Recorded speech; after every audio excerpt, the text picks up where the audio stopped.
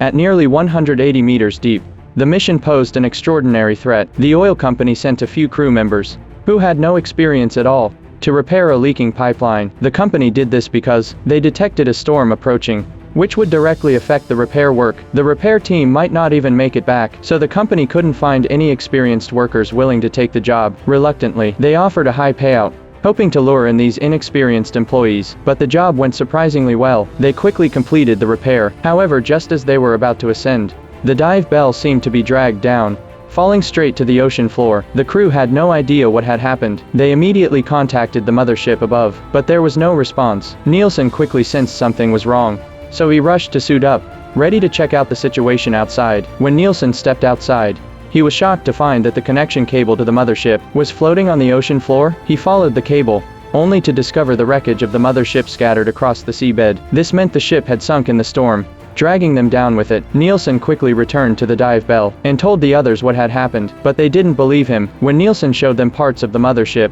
the crew immediately fell into despair. They were stuck at the bottom of the ocean, with no idea when rescue would arrive. Even worse, the oxygen in the dive bell would only last for 4 more hours. Nielsen suggested they ascend urgently. Once they reached the surface, they'd be spotted by nearby ships, but the captain vetoed the idea, since without the connection cable, the pressure inside the dive bell would drop too quickly on the way up. They'd collapse before they even reached the surface. While they were arguing about what to do, the oxygen pipe outside suddenly broke. No matter how hard they tried to fix it, it was too late. Now they only had 2 hours of oxygen left, but the captain still insisted on waiting for rescue. Just then, one of the crew members stepped out of the dive bell, hoping to find oxygen tanks stored by the mothership to buy them more time. When the captain noticed, he ordered the crew member to come back immediately, because the oxygen they'd use outside would drain the dive bell supply much faster. But the crew member was determined to find the tanks. As the oxygen inside the bell rapidly depleted, the captain decided to cut off the oxygen to that crew member. At that moment, Nielsen blocked the captain,